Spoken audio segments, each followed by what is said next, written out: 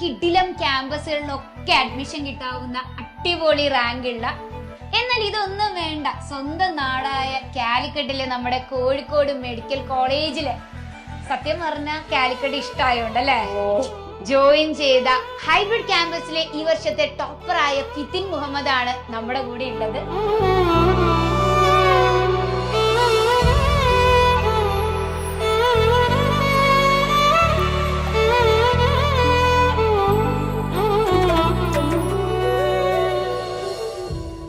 അപ്പൊ ഫിദിൻ നമ്മുടെ സൈലം ക്യാമ്പസിൽ നിന്ന് നേരെ കോഴിക്കോട് മെഡിക്കൽ കോളേജ് ഡ്രീം ക്യാമ്പസിൽ എത്തിയപ്പോ ആദ്യം എങ്ങനെയുണ്ട് ഫസ്റ്റ് ഇയറിന്റെ എക്സ്പീരിയൻസ്? ഫസ്റ്റ് ഇയർ ഇപ്പം ലെസ് ദാൻ 1 month ആയിട്ടേ ഉള്ളൂ. എന്നാലും ഡിസെക്ഷൻ ആണ് ഏറ്റവും മെമ്മറബിൾ എനിക്ക്. പക്ഷെ ഭയങ്കര യുണീക്ക് എക്സ്പീരിയൻസ് ആട്ടോ. വേറെ കോഴ്സിനൊക്കെ പോകുമ്പോൾ ഇങ്ങനെ ഒരു എക്സ്പീരിയൻസ് വേറെ എവിടെ കിട്ടൂല തോന്നുന്നു. പക്ഷെ ഡിസെക്ഷൻ ഹാളില് ആദ്യ ദിവസം പേടി ഉണ്ടായിരുന്നോ? ആദ്യം ആ ഹോളിലേക്ക് കേറുമ്പോ എനിക്കൊരു പേടിയുണ്ട്, അല്ല ഞാനിനി തലകറങ്ങി വീഴോന്നൊക്കെ ഉള്ള ഒരു പേടി. പക്ഷെ അവിടെ എത്തിയാലും ഞാൻ ഓക്കെ കേട്ടോ. പക്ഷെ എന്റെ അടുത്ത് 2-3 ആള് കഴിഞ്ഞു വീണു. എന്റെ ബാച്ചില് ഞങ്ങളെയൊക്കെ ഇതിന് വരുന്ന മുമ്പേ എല്ലാവർക്കും ഒരു ആന്റിസിപ്പേഷൻ ഉറപ്പാണല്ലോ, ഡിസെക്ഷൻ ഹാൾ ഉണ്ട്. എന്റെ ബാച്ചിൽ ഏറ്റവും കൂടുതൽ വീരവാദ മുഴക്കിയവനാണ് ഹോളിൽ നിങ്ങളെല്ലാം ചുറ്റി നിന്ന് ഒരുത്തൻ ട്രഷ് എന്ന് പറഞ്ഞു വീണത്. അത് പടക്കില് ഇങ്ങനെ തല ചുറ്റുന്നല്ല, പടക്കുന്ന വീണത്. അപ്പൊ വീണില്ല ഇതിന്. പക്ഷെ എങ്ങനെയുണ്ട്? പക്ഷെ എന്താ അറിയോ, അത് കണ്ടൊരു ഫാറ്റ് ഒക്കെ കാണൂലേ, അന്നേരം എനിക്ക് തന്നെ എന്തോ ഒന്ന് ഇളകുന്നുണ്ട്. അപ്പൊ ഞാൻ തൽക്കാലത്തേക്ക് ഒന്ന് ഡിസ്റ്റൻസ് കീപ്പ് ചെയ്ത്.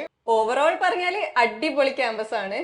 എനിക്ക് ഏറ്റവും ഇഷ്ടപ്പെട്ട ഇവിടുത്തെ ഒരു വൈബാണ്, ഒരു സ്പെഷ്യൽ കൈൻഡ് ഓഫ് വൈബാണ്. അതിപ്പോ ഞാൻ എയിംസും ജിഗ്ബറും പോയ അവിടെ ക്യാമ്പസ് അടിപൊളിയാണ്, ഓക്കെ സമ്മതിച്ചു. ബട്ട് ഇവിടെ ഞാൻ പറഞ്ഞല്ലേ, ഒരു സ്പെഷ്യൽ ആയിട്ടുള്ള നമുക്ക് ഇവിടെ എല്ലാരും ഒരു കമ്മ്യൂണിറ്റി പോലെയാണ്, ഒരു ഫാമിലി പോലെ. അപ്പൊ അതെനിക്ക് നല്ല ഇഷ്ടപ്പെട്ട അത് കോഴിക്കോട്ടുകാരിയാണല്ലേ. അതന്നെ കാര്യം. അത് മാത്രല്ല കോഴിക്കോട് സ്പെഷ്യൽ വൈബ് തന്നെയാണ് ശരിക്കും. അതന്നെ ആയാലും ശരി ഒക്കെ ക്യാമ്പസും സെയിമാണ്. ഹോസ്റ്റൽ ഫുഡ് ഒക്കെ പൊളിയാണ്. ഞാൻ ഓവർ അബവ് മൈ എക്സ്പെക്ടേഷൻസ് പറയാം. അപ്പം അതന്നെ ഇവിടെ ഒരു കോഴിക്കോടൻ വൈബ് തന്നെ കേട്ടോ കിട്ടുന്നത്. ക്യാമ്പസിലൊക്കെ നല്ല ഫ്രീഡം ഒക്കെ ഉണ്ട്. ശരിക്കും കുഞ്ഞിലെ തൊട്ട് ആഗ്രഹമാണോ ഡോക്ടർ ആവാൻ വേണ്ടി? അതെ, ഡ്രീമായിരുന്നു. വീട്ടിലാരെങ്കിലും? ഇല്ല. ഫുൾ സിനിമ ലൈക്ക് നമ്മള് സിനിമയിലൊക്കെ കാണൂലേ, മറ്റേ ഓപ്പറേഷൻ തിയേറ്റർ ഒക്കെ. അപ്പം അവിടെയൊക്കെ ഇങ്ങനെ ഈ സർജൻസ് ഒക്കെ വർക്ക് ചെയ്യുമ്പം അതൊക്കെ കാണുമ്പോ എനിക്കൊരു എന്താ പറയില്ല, ഒരു ഹരാന്ന് വേണേ പറയാ. +1 +2 പഠിച്ചപ്പോഴും ഈ ഒരു ഡ്രീം ക്യാരി ചെയ്ത് തന്നെ. ബയോ മാത്രം എടുത്ത് ബയോമാക്സ് ആയിരുന്നു. ബയോമാക്സ് ആയിരുന്നു. എന്നാലും അങ്ങനെ ഡീവിയേറ്റ് ചെയ്യണമെന്നൊന്നുമില്ല, ഡോക്ടർ ആണെന്ന് തന്നെ. അങ്ങനെ +2 കഴിഞ്ഞാണ് സൈലത്തിൽ എത്തുന്നത്. സൈലത്തിൽ എത്തിയ എങ്ങനെയാണെന്ന് പറഞ്ഞേ. ഞാനിങ്ങനെ കേൾക്കാറുണ്ടായിരുന്നു. ഞാൻ +1 ലൈക്ക് എജു കഫേ ഒരു പ്രോഗ്രാം ഉണ്ടായിരുന്നു. അത് സൈലം വന്ന് അവർ അഡ്വർടൈസ്മെന്റ് നടത്തി. എബ്രോഡ് ആയിരുന്നു? അല്ലല്ലേ, ഇവിടുന്ന് തന്നെ. അപ്പം അവിടെ ഞാൻ ജസ്റ്റ് വിസിറ്റ് ചെയ്യാൻ പോയിനും. അപ്പൊ അന്ന് അനന്തു സാറ് വന്നീനും തോന്നും നമ്മളെ ആ പ്രോഗ്രാമിന്. അപ്പൊ സാറിന്റെ ലൈഫ് സ്റ്റോറി പറഞ്ഞു, സാറിന്റെ ഈ MBBS ജേർണി ഒക്കെ പറഞ്ഞേനും. അപ്പൊ അത് കേട്ടേരം എന്റെ ഒരു ഡ്രീം ഒന്നും കൂടെ ഒന്ന് സ്ട്രെങ്തൻ ആയി. പിന്നെ ഞാൻ +2 ശേഷം എനിക്ക് റിപ്പീറ്റ് ചെയ്യണമെന്നുള്ള ആദ്യമേ ഒരു ബോധം ഉണ്ടായിരുന്നു. അപ്പം റിപ്പീറ്റ് ചെയ്യാൻ നേരം എന്റെ ഉമ്മ ആക്ച്വലി സെലക്ട് ചെയ്തത് സൈലം മതിയല്ലോ എന്നുള്ള. അങ്ങനെ ഹൈബ്രിഡ് സിസ്റ്റം മെയിൻ ആയിട്ട് നമ്മളെ അട്രാക്ട് ചെയ്തത്. ഹൈബ്രിഡ് സിസ്റ്റം കേട്ട് അട്രാക്റ്റഡ് ആയിട്ട് വന്നതാണ്. അപ്പൊ എങ്ങനെയുണ്ട് റിയൽ ലൈഫിലെ ഹൈബ്രിഡ് സിസ്റ്റം? റിയൽ ലൈഫിൽ എന്ന് പറയുമ്പോ ഒന്നാമത് എനിക്ക് ഇഷ്ടപ്പെട്ട് ആ ആൾട്ടർനേറ്റ് ഡേ ഒരു സ്കീമാണ്. കാരണം ഒരു ദിവസം ഞാൻ ഡേ സ്കോളർ ആയിരുന്നു. അപ്പൊ ഞാന് ബസ് ചെയ്ത് യാത്ര ചെയ്ത് അവിടെ എത്തി, ക്ലാസ് ഒക്കെ കഴിഞ്ഞ് തിരിച്ചു വരും. അപ്പൊ സ്വാഭാവികമായിട്ട് കുറച്ച് ടയർഡായിരിക്കും. പക്ഷെ അടുത്ത ദിവസം ഇനി ഇങ്ങനെ പോവണ്ടല്ലോ അങ്ങനെ ഒരു എല്ലാ ദിവസവും ക്ലാസ് ആകുമ്പോ നമ്മളങ്ങ് ഹെക്റ്റിക് ആവൂലേ. ഇപ്പൊ തന്നെ ഞാന് ഇവിടെ മെഡിക്കൽ കോളേജില് ആദ്യത്തെ ഫസ്റ്റ് ഫ്യൂ വീക്സ് ഒക്കെ ഞാൻ ഡേ സ്കോളർ ആയിരുന്നു. എനിക്ക് ലാസ്റ്റിലേക്ക് ഹോസ്റ്റല് കിട്ടിയേ. അപ്പൊ ഞാൻ ഇവിടെ ഡെയിലി ബസ് കയറി വരലേനു ഇതേ പരിപാടി. അപ്പോഴാ എനിക്ക് മനസ്സിലായോ വീട്ടിലെത്തിയാലും ഇവിടെ ഡെഡ് ആയ പോലെയാണ്. ഇതാവുമ്പോ ഒരു ദിവസം റിവൈസ് ചെയ്തിട്ട് വരാം. പിന്നെ അതെങ്ങനെയുണ്ട് ആ സംഭവം? ക്ലാസ് ഒരു റിവിഷൻ ക്ലാസ് പോലെ അതെങ്ങനെയാണ് എഫക്റ്റീവ് ആയത്? അത് നല്ല എഫക്റ്റീവ് ആണ്. കാരണം ആദ്യമേ നമ്മള് നോക്കി പോകുമ്പം നമ്മള് ക്ലാസ്സിൽ ഇപ്പൊ സാർ അത് എടുക്കുമ്പോ നമുക്ക് ഓക്കെ എനിക്ക് എന്തോന്ന് അറിയാം, ആ ഒരു സംഭവം കിട്ടും. അപ്പൊ നമുക്ക് ഒന്നും കൂടെ ഒന്ന് ഇൻട്രസ്റ്റ് ഉണ്ടാവും കേൾക്കാൻ. മറ്റേ ഇതൊന്നും അറിയാത്തപ്പോ നമുക്ക് തന്നെ ഒരു ഡിമോട്ടിവേഷൻ ആവാം, എനിക്കൊന്നും അറിയില്ലല്ലോ, ഞാനിപ്പോ എന്തിനാ അങ്ങനെ ഒരു 2 പ്രോബ്ലം ചെയ്യുമ്പോഴേക്കും തീർന്നു, നമ്മുടെ ഒരു കോൺഫിഡൻസ് ലെവല് 0യിലേക്ക് എത്തി. ഇതിപ്പോ അങ്ങനെയില്ല, കാരണം നമ്മൾ ഒത്തിരി കേട്ടിട്ട് വന്നുകൊണ്ട് ബാക്കി അവിടെ ഇരുന്ന് സെറ്റ് ആക്കി എടുക്കാൻ പറ്റും. ആ എക്സാംസ് ഉണ്ട്, എല്ലാ ദിവസവും മോർണിംഗ് സ്റ്റാർട്ട് ചെയ്യുമ്പോ എക്സാം ഉണ്ട്. അപ്പൊ എന്തായാലും പഠിക്കാണ്ട് വരാനും പറ്റില്ല. അപ്പൊ നമ്മൾ എന്തായാലും ഒന്ന് ബുക്ക് തുറക്കും അറ്റ്ലീസ്റ്റ്, അത്രയെങ്കിലും ചെയ്തിട്ട് വരാം. Fidin actually from the start consistent ആയിട്ടുള്ള ഒരു സ്റ്റുഡന്റ് ആയിരുന്നു. കാരണം ഫിദിന്റെ സ്കോർ എപ്പോഴും നമ്മള് ടോപ്പിൽ തന്നെ നിന്നു. ഈ കൺസിസ്റ്റൻസി കുട്ടികൾക്ക് മെയിൻറ്റെയിൻ ചെയ്യാൻ ഭയങ്കര ബുദ്ധിമുട്ടുള്ള ഒരു സംഭവമാണ്. ചിലപ്പോ ഇതിന് ഹോസ്റ്റലേഴ്സിലെ കൂടെയുള്ള സ്റ്റുഡൻസ് ഒക്കെ പറഞ്ഞിട്ടും അറിയായിരിക്കും ഇങ്ങനെ വർക്ക് ചെയ്ത് ഹൈയിൽ നിന്നിട്ട് താഴേക്ക് അങ്ങനെ സംഭവിച്ചു. ശരിക്കും പറഞ്ഞാൽ നമ്മൾ ഇനി നീറ്റിന് 6 മന്ത്സിൽ നിൽക്കുകയാണ്. ഈ കൺസിസ്റ്റൻസിയുടെ സീക്രട്ട് ഒന്ന് പറഞ്ഞു കൊടുക്കൂ. കൺസിസ്റ്റൻസി എന്ന് പറയുന്നത് ലൈക്ക് ഞാൻ സ്ലോ ആയിട്ടാണ് ബിൽഡ് ചെയ്തത്. ഫസ്റ്റ് ലൈക്ക് ഈ ഇയർ എന്റെ ഒരു റിപ്പീറ്റിംഗ് ഇയർ സ്റ്റാർട്ട് ചെയ്തപ്പം ഞാനൊരു ഡെയിലി സ്റ്റഡി ലൈക്ക് അക്കംപ്ലിഷ് ചെയ്യണം. ഫസ്റ്റ് തിങ് ഒരു ഹാബിറ്റ് ആക്കണം, അത്രേ ഉള്ളൂ. അത് അരമണിക്കൂർ ആയാലും ശരി, 10 മിനിറ്റ് ആയാലും ശരി, ഒന്ന് ഡെയിലി ഒന്ന് നോക്കണം. ഇപ്പോഴും ചോദിച്ചുകൊണ്ടിരിക്കുന്ന കാര്യമാണ്. ഇനി 6 മന്ത്സ് സമയമുണ്ട് കേട്ടോ നമുക്ക്. അപ്പോഴും ചോദിക്കുന്നുണ്ട് ഇങ്ങനെ ഒരു ദിവസം എപ്പോഴും ടെൻഷനാണ് നീറ്റിനെ കുറിച്ച്. ഞാൻ എപ്പോഴും ക്ലാസ്സിൽ പറയാറുള്ള കാര്യമാണ്, എപ്പോഴും നീറ്റിനെ കുറിച്ചല്ല, ഇന്ന് എന്ത് പഠിക്കണം എന്ന് ആലോചിച്ചിട്ട് അതിനെ കംപ്ലീറ്റ് ചെയ്തിട്ട് അടുത്ത ദിവസത്തേക്ക് ഒരു ദിവസം ഒരു നേരം ആലോചിക്കേണ്ട കാര്യമുള്ളൂ അല്ലേ? അതാണ് ഇതിന്റെ സീക്രട്ട്, ടോപ്പറിന്റെ സീക്രട്ട് ആണ്. അതാ ഷോർട്ട് ടേം ആയിട്ട് ചിന്തിക്കുന്ന നല്ല. പലപ്പോഴും നമ്മള് എപ്പോഴും അതോ എനിക്ക് നീറ്റ് എക്സാം ക്രാക്ക് ചെയ്യണം, എനിക്കത് കഴിഞ്ഞിട്ട് PG ചെയ്യണം, കോളേജ് എങ്ങനെ ഇരിക്കും, കുട്ടികൾ ചോദിക്കുക ഹോസ്റ്റൽ എങ്ങനെയാണ് മിസ്സേ. അല്ല, ഹോസ്റ്റലിൽ എത്തണമല്ലോ, അതാണല്ലോ നമ്മുടെ ഒരു എയിം. ഫസ്റ്റ് നമ്മൾ one day one thing that is എന്ത് പഠിക്കണം എന്നുള്ളത് സെലക്റ്റീവ് ആയിട്ട് പഠിക്കുക. ഇതിന്റെ എനിക്ക് തോന്നുന്നു എല്ലാ സബ്ജക്റ്റും നല്ല സ്കോറുകളാണ് ഫിദിൻ അറ്റൈൻ ചെയ്തത്. സാറ്റിസ്ഫാക്ടറി അല്ല, അഫ്കോഴ്സ് നല്ല സ്കോറാണ്. എങ്കിൽ കുട്ടികളുടെ ടഫ് സബ്ജക്ട് ഞാൻ പറയാം കേട്ടോ, ഫിസിക്സ്. ഫിസിക്സ് എങ്ങനെ നല്ല സ്കോറിലേക്ക് എത്താം എന്നുള്ളതിനൊരു ടിപ്പ് പറയാൻ പറ്റുമോ? ഫസ്റ്റ് തിങ് ബേസ് ക്ലിയർ ആക്കണം. കൺസെപ്റ്റ് ആണ് മെയിൻ തിങ് ഫിസിക്സിൽ. ഫിസിക്സ് ആയാലും കെമിസ്ട്രി ആയാലും സെയിം തന്നെയാണ്. നമ്മുടെ ക്ലാസ്സസ് അതിന് പൊളിയല്ലേ? എനിക്ക് ബേസ് ആക്ച്വലി സൈലത്ത് നിന്നാണ് കിട്ടിയത്. ഞാൻ സ്കൂളിൽ പഠിച്ചവരൊക്കെ ലൈക്ക് അവരിങ്ങനെ കൊറേ ഇങ്ങനെ പറഞ്ഞു പോകും, പക്ഷെ എക്സാമിന് വേണ്ടി പഠിക്കുക എന്നുള്ള ഒരു സംഭവമായിട്ട് പഠിക്കുമ്പോ നമ്മളെ ശരിക്കും ആ ബേസ് ഒന്ന് റെഡി ആക്കിയാല് അതിനുശേഷമുള്ള എല്ലാ കൺസെപ്റ്റ്സും നമുക്ക് ഓട്ടോമാറ്റിക് ആയിട്ട് വന്നോളൂ. പലർക്കുള്ള ഒരു പേടിയാണ്, ക്വസ്റ്റ്യൻ കാണുമ്പോ എനിക്കത് ചെയ്യാൻ പറ്റില്ല. എനിക്ക് പലപ്പോഴും തോന്നിയിട്ടുള്ളത് ഫിസിക്സില് ക്വസ്റ്റ്യൻ കാണുമ്പോ ചെയ്യാൻ പറ്റില്ല എന്ന് ആദ്യമേ നമ്മൾ അസ്യൂം ചെയ്ത് വെച്ചിരിക്കുന്ന ഒരു പ്രശ്നമാണെന്നുള്ളതാണ്. അപ്പോൾ ആ ക്വസ്റ്റ്യൻ വായിച്ചിട്ട് അതിലുള്ള കുഞ്ഞു കുഞ്ഞു കാര്യങ്ങളൊന്നും നോട്ട് ചെയ്യാൻ കൂടി സമയം എടുക്കുന്നുമ്പേ ക്വസ്റ്റ്യൻ കണ്ടപ്പോഴേ ഇനിയിപ്പോ ചെയ്യാൻ പറ്റില്ല എന്നുള്ള. ശരിക്കും പറഞ്ഞാല് ഇതിന് ഒത്തിരി ക്വസ്റ്റ്യൻസ് വർക്ക്ഔട്ട് ചെയ്തിട്ടുണ്ടാവും. ലാസ്റ്റ് ടൈം എങ്ങനെയായിരുന്നു? ലാസ്റ്റിലേക്ക് മെയിൻ ആയിട്ട് ഞാൻ പ്രയോറിറ്റൈസ് ചെയ്തത് ക്വസ്റ്റ്യൻ സോൾവിങ് ആണ്. ഞാൻ തിയറി അത്ര നോക്കലില്ല. ഫസ്റ്റ് ലൈക്ക് ആദ്യത്തെ 2 മാസം ഈ ഇയറിന്റെ അന്നേരമൊക്കെ ഞാന് എന്താ പറയാ കുറച്ച് തിയറി ഒക്കെ നോക്കീന് അത്യാവശ്യം. പക്ഷെ പിന്നെ ഞാൻ വേണ്ടാത്ത തിയറി നോക്കാൻ തുടങ്ങി. അപ്പോഴാണ് എനിക്ക് മനസ്സിലായി ഇതുകൊണ്ട് വലിയ കാര്യമൊന്നുമില്ല, ഞാൻ എൻട്രൻസ് എക്സാം ആണ് എഴുതാൻ പോകുന്നത്, ബോർഡ് എക്സാം അല്ല. അപ്പം ആ ഒരു ബോധം എനിക്കൊരു മിഡ് ആകുമ്പോഴത്തേക്ക് എനിക്ക് വന്ന്, അപ്പൊ ലാസ്റ്റിലേക്ക് എന്റെ പ്ലാൻ ഒന്ന് ട്വീക്ക് ചെയ്തു. ലാസ്റ്റിലേക്ക് ഫുൾ ക്വസ്റ്റ്യൻ ആക്കി. എനിക്ക് തോന്നിയിട്ടുള്ളത് കുട്ടികൾ ചെയ്യേണ്ട ഒരു മേജർ കാര്യം എന്ന് പറഞ്ഞാല് ഫിദിൻ പറഞ്ഞ പോലെ തിയറി ഒന്ന് ബേസ് ആദ്യം കൺസെപ്റ്റ് ക്ലിയർ ആക്കിയിട്ട് ക്വസ്റ്റ്യൻസ് ഇങ്ങനെ ചെയ്തിട്ടിരിക്കുക.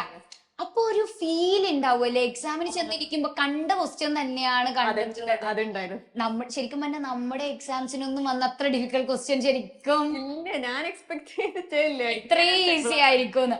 കാരണം ഈവൻ ദിസ് ഇയർ ഫിസിക്സ് പാടായിരുന്നു, എന്നിട്ട് തന്നെ ഫിദിൻ പറയണം നമ്മുടെ എക്സാംസ് എഴുതിയിട്ട് ചെന്നപ്പോ ഇതിന് ലൈക്ക് ഓക്കെ ആയിരുന്നു.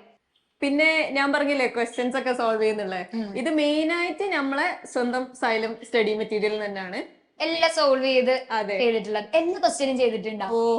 എല്ലാ ക്വസ്റ്റ്യനും ചെയ്തു, കംപ്ലീറ്റ് ചെയ്തു. DPP full. DPP ഫുള്ള് ഒന്നും വിട്ടില്ല ഞാന്. ഒന്നും വിട്ടില്ല. അത് നല്ല യൂസ്ഫുൾ ആട്ടോ. കാരണം DPP-യിലൊക്കെ നല്ല ഇമ്പോർട്ടന്റ് ക്വസ്റ്റ്യൻസ് അല്ലെങ്കിൽ ഫ്രീക്വന്റ്ലി ആസ്ക് ക്വസ്റ്റ്യൻസ് ഇതൊക്കെയാണ് അവർ സെലക്ട് ചെയ്തിട്ട് അവരിടുന്നത്. അത് ഏറ്റവും എന്തിനാ പലപ്പോഴും നീറ്റിന് പ്രാക്ടീസ് ചെയ്യുമ്പോൾ നീറ്റ് എന്ന് പറയുന്നത് ശരിക്കും ഒന്ന് പ്രോമിനന്റ് ആയി തുടങ്ങിയിട്ട് കുറച്ച് വർഷങ്ങളാവുന്നേ ഉള്ളൂ. അതിന് മുമ്പ് അപ്പൊ കുട്ടികൾ ഈ ചുമ്മാ റാൻഡം ആയിട്ട് ബുക്സ് വാങ്ങിച്ച് ചെയ്യുമ്പോഴുള്ള പ്രശ്നം എന്തിനാ, ഔട്ട് ഓഫ് സിലബസ് ഒരുപാട് കാണും. അപ്പം ഓൾറെഡി ഇൻ സിലബസ് ചെയ്യാനായിട്ട് പാടായിട്ടിരിക്കും. അതാണ് ആണ് നമ്മൾ ആദ്യം ചെയ്യേണ്ടത്. കാരണം എനിക്ക് നീറ്റ് എഴുതിയപ്പോഴാണ് മനസ്സിലായത് ശരിക്കും ഈ ഔട്ട് ഓഫ് സിലബസ് ഒന്നും നോക്കിയിട്ട് ഒരു കാര്യമില്ല.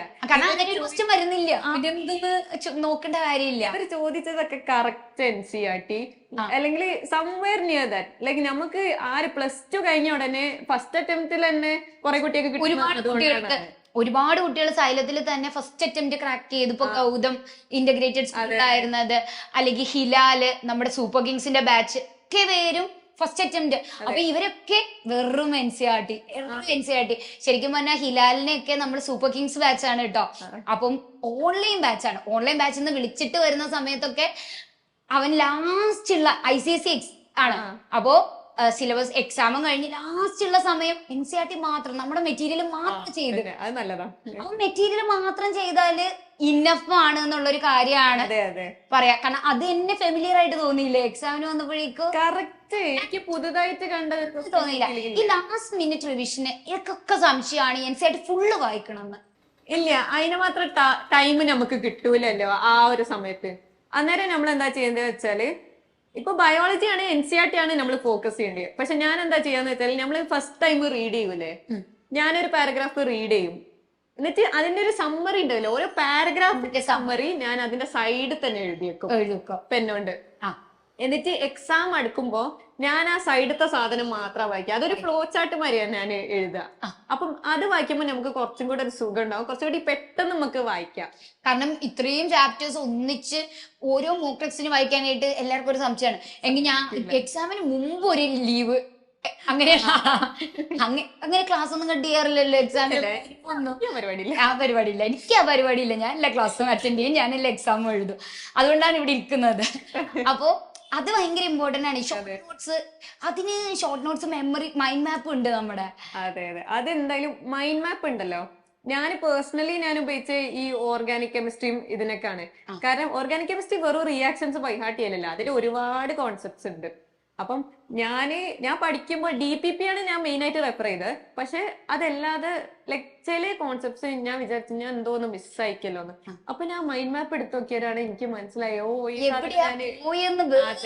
ക്ലിക്ക് ചെയ്യാൻ പറ്റും. ഫുള്ളിരുന്ന് വായിക്കണ്ട, അതിൽ നോക്കുമ്പോഴേ ഇതാണ് പോയിരിക്കുന്നത്, അപ്പൊ അത് പോയിരുന്ന് വായിച്ചാൽ മതി. ശരിക്കും പറഞ്ഞാൽ അതെങ്ങനെ പ്രോപ്പർലി യൂട്ടിലൈസ് ചെയ്യണം എന്നുള്ളതാണ് ഭയങ്കര ഇമ്പോർട്ടന്റ് ആയിട്ടുള്ളത്. ശരിക്കും പറഞ്ഞാൽ ഞങ്ങൾക്കൊക്കെ ഭയങ്കര പ്രൈഡാണ് ഇതിനോട് സംസാരിക്കുമ്പോഴും.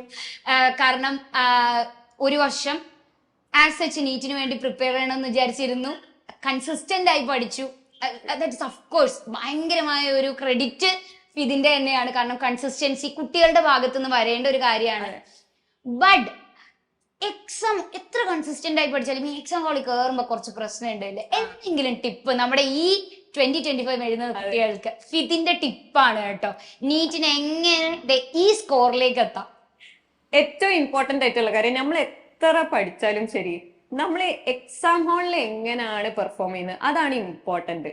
അപ്പൊ നമ്മൾ എക്സാം ഹാളിൽ കയറുമ്പം നമ്മൾ എന്തൊക്കെ ടിപ്സ് ആണ് ഫോളോ ചെയ്യേണ്ടത്, ഞാൻ എൻ്റെ ഒരു പേഴ്സണൽ ടിപ്സ് ആണ് തരുന്നത് കേട്ടോ. അത് എല്ലാവർക്കും ട്രൈ ചെയ്ത് നോക്കാം. ഇപ്പൊ മോക്ക് എക്സാം ഒക്കെ വരുന്നുണ്ടല്ലോ, മോക്ക് എക്സാമിന്റെ സമയമാണ്. GIB തുരുതുരാ നടക്കുന്നുണ്ട്, ഗ്രാൻഡ് ടെസ്റ്റ് നടക്കുന്നുണ്ട്, വീക്ക്ലി ടെസ്റ്റ് നടക്കുന്നുണ്ട്. ഒക്കെ എല്ലാ എക്സാമും എഴുതില്ലായിരുന്നോ?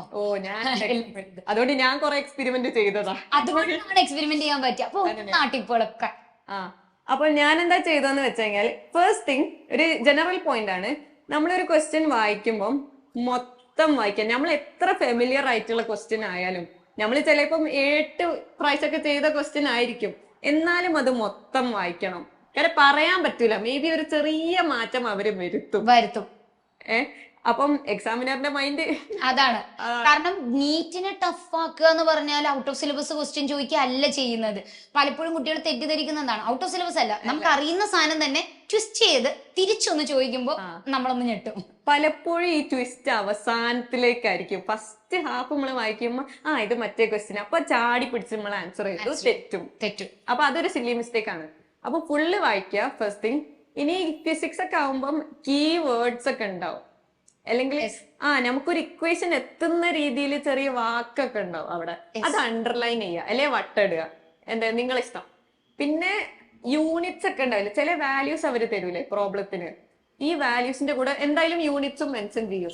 ഈ യൂണിറ്റ്സ് നല്ലോണം ശ്രദ്ധിക്കണം, കാരണം അവിടാണ് അടുത്ത തെറ്റ് പറ്റുക. പലപ്പോഴും നമ്മൾ ആൻസറിലേക്ക് എത്തി യൂണിറ്റ് കൺവേർട്ട് ചെയ്യാൻ മറന്നു. അപ്പൊ അവര് ആ രീതിയിലാണ് അവര് ഓപ്ഷനും കൊടുക്കുക. കാരണം പർപ്പസ്ഫുള്ളി നമുക്കറിയാം 0.1 2 കാണും, 1.2 കാണും, 12.0 കാണും. നമ്മള് യൂണിറ്റ് മാറ്റിയില്ലെങ്കിൽ 8ന്റെ പണി. അത് ഏറ്റവും പ്രശ്നം. നമ്മള് യൂണിറ്റ്സ് ആൻഡ് മെഷർമെന്റ് അവിടെയൊക്കെ നല്ലോണം ശ്രദ്ധിക്കുക. സാധാരണ ബയോളജിയിൽ പറ്റുന്ന ഏറ്റവും വലിയ മോള് പറഞ്ഞ ഈ ഒരു സർക്കിൾ അല്ലെങ്കിൽ കീ പോയിന്റ് മാർക്ക് ചെയ്യുന്നത് നമ്മള് ഈ കറക്റ്റ്ലി നോട്ട് കറക്റ്റ്ലി അവസാനം അതില് ഏറ്റവും പ്രശ്നം വരിക ഒരുപാട് സെന്റൻസ് തന്നിട്ട് how many of this are correct, അതിലെങ്ങാനും നമ്മൾ കറക്റ്റ് ഇൻകറക്റ്റ് എല്ലാം കാണും. തെറ്റുള്ളതിന്റെ നമ്പറും കാണും, ശരിയുള്ളതിന്റെ നമ്പറും കാണും. അവസാനം അത് തെറ്റി, അത് എല്ലാം അറിയുന്ന കാര്യമായിരിക്കും തെറ്റിച്ചിട്ട് വരിക. പിന്നെ നമുക്ക് വിഷമമല്ലോ, ഈ സില്ലി മിസ്റ്റേക്സ് ആണ് നമ്മൾ അവോയ്ഡ് ചെയ്യേണ്ടത്. കാരണം അങ്ങനെ ഒരു തെറ്റ് പറ്റിക്കഴിഞ്ഞാല് പിന്നെ നമുക്ക് സ്വന്തമായിട്ടുള്ള ഒരു കോൺഫിഡൻസിന് അത് ബാധിക്കും. അടുത്ത ടിപ്പ് എന്താ അറിയോ, നമ്മള് ക്വസ്റ്റ്യന് നല്ലോണം വായിച്ച് അതിനുശേഷം നമ്മൾ ഓപ്ഷൻസിൽ ഒരു കണ്ണുണ്ടാവണം. ജസ്റ്റ് ഒന്ന് ഗ്ലാൻസ് ചെയ്യുക അറ്റ്ലീസ്റ്റ്.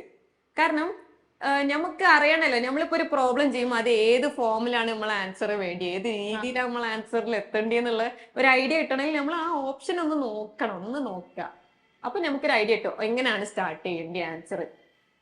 അല്ലാതെ ബ്ലാങ്ക് ആയിട്ട് എല്ലാം ചെയ്ത് കഴിഞ്ഞിട്ട് ചിലപ്പോ ഒരു വാല്യൂ ഒന്നും ആയിരിക്കില്ല ചോദിക്കുക, അതിന് മുമ്പുള്ള നമ്പർ ആയിരിക്കും ചോദിക്കുക അല്ലേ. അതാ അങ്ങനെ പല ക്വസ്റ്റ്യൻ ഞാൻ അങ്ങനെ കണ്ടിട്ടുണ്ട് കെമിസ്ട്രിയിലൊക്കെ. അപ്പം അതൊന്ന് ശ്രദ്ധിക്കണം. പിന്നെ ഓപ്ഷൻസിന്റെ കാര്യം പറയുകയാണെങ്കിൽ ഓപ്ഷൻസ് എലിമിനേറ്റ് ചെയ്ത് ആൻസറിലേക്ക് എത്തിക്കാം.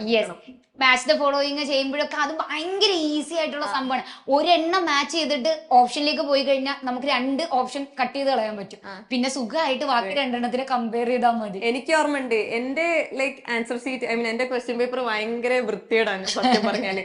ഞാനിങ്ങനെ ഓപ്ഷന് ഇത് വരില്ല, വെട്ട് അങ്ങനെ വെട്ടി അവസാനത്തെ ഓപ്ഷൻ കിട്ടുള്ളൂ. പക്ഷെ ചില ക്വസ്റ്റ്യൻ ഉണ്ട് 2 ഓപ്ഷൻ തമ്മിൽ കൺഫ്യൂസ്. ഇതാണ് ഏറ്റവും ഡേഞ്ചറസ്. ഒന്ന് നല്ല റിസ്ക്, അത് തെറ്റാനുള്ള സാധ്യത കൂടുതലാ. പക്ഷെ റിസ്ക് എടുക്കോ, നെഗറ്റീവിന് എടുക്കൂ. പ്രയോറിറ്റി വൈസ് ആണ് നമ്മൾ എപ്പോഴും റിസ്ക് എടുക്കുക. ഒരിക്കലും ബ്ലാങ്ക് ഗസ് ചെയ്യില്ല. എഡ്യൂക്കേഷണൽ ഗസ് എന്ന് പറയുന്നത് ഓക്കെയാണ് എന്ന് പറഞ്ഞാൽ 2 വന്നു ഇതാവില്ല എന്ന് 90% ആയാൽ ഗസ് അടിക്കാം. പക്ഷെ ഒരിക്കലും ഇതും എനിക്കറിയില്ല എങ്കിൽ എടുക്കരുത്. കാരണം ഓരോ മാർക്കിനും ഭയങ്കര വാല്യൂ ആണല്ലേ. ഇപ്രാവശ്യം റാങ്ക് വന്നപ്പോ അറിയാം ഒരു മാർക്കിന് എത്ര റാങ്കിന് മുകളിൽ പോവും, എത്ര റാങ്കിന് താഴെ വരും. എനിക്കിപ്പോഴും എന്റെ റാങ്ക് കണ്ടാൽ എനിക്ക് മനസ്സിലായി ഇമ്പാക്ട് ഉണ്ട് എന്നുള്ളത്. അപ്പോ നിങ്ങൾക്ക് എല്ലാവർക്കും കിട്ടിലും ടിപ്പാണ് ഫിദിൻ പറഞ്ഞു തന്നിട്ടുള്ളത്. ആൻഡ് ഫിദിന്റെ ടോക്ക് ഭയങ്കര ഇൻസ്പയറിംഗ് ആണ്. എങ്ങനെ എത്തി, നിങ്ങളെയൊക്കെ പോലെ തന്നെ ആഗ്രഹം കൊണ്ട് പഠിച്ച് കൺസിസ്റ്റന്റ് ആയി എടുത്ത ഒരു MBBS ഡിഗ്രിയിലേക്ക് എത്തിയില്ല എങ്കിലും കോളേജിലേക്ക് എത്തിയിട്ടുണ്ട്. ഇനിയിപ്പോ ഡിഗ്രിയിലേക്ക് സുഖമായി എത്തും, അതും ഇഷ്ടമുള്ള ക്യാമ്പസിൽ തന്നെ എത്തി. അപ്പൊ നിങ്ങൾ എല്ലാവരും ഒരു ഡ്രീം ക്യാമ്പസ് മനസ്സിൽ കുറിച്ചുകൊണ്ട് മുതൽ കൺസിസ്റ്റന്റ് ആയിട്ട് വർക്ക് ചെയ്യുക.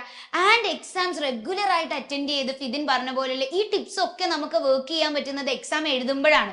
അല്ലാതെ എക്സാം എഴുതാതിരുന്ന് ഇതൊക്കെ നീറ്റിന് വർക്ക് ചെയ്യാന്ന് വിചാരിച്ച ഒന്നും വർക്കാവില്ല കേട്ടോ. അപ്പൊ എല്ലാ എക്സാംസും അറ്റൻഡ് ചെയ്യുക ആൻഡ് കൺസിസ്റ്റന്റ് ആയിട്ട് വർക്ക് ചെയ്ത് അടിപൊളിയായിട്ട് ചെയ്യുക. അപ്പോൾ ഓൾ ദി ബെസ്റ്റ് പോകട്ടെ. All the best to everyone. അപ്പൊ എല്ലാരും ഇങ്ങോട്ട് വെൽക്കം ചെയ്തോ കോഴിക്കോട് മെഡിക്കൽ കോളേജിലേക്ക്. സോ ഗൈസ്, നിങ്ങളെ ഞാൻ വെൽക്കം ചെയ്യാണ് ടു അവർ സ്വന്തം കോഴിക്കോട് മെഡിക്കൽ കോളേജ്. സോ ഞാൻ ഇവിടെ വെയിറ്റ് ചെയ്യുന്നുണ്ട് കേട്ടോ. എല്ലാരും വന്നിട്ട് നമുക്ക് ഫ്രഷേഴ്സ് ഡേ ഒക്കെ അല്ലേ വന്നിട്ടൊക്കെ പിന്നെ സൈലന്റ് കാര്യം ഒന്ന് കൺസിഡർ ചെയ്തേക്കണോ.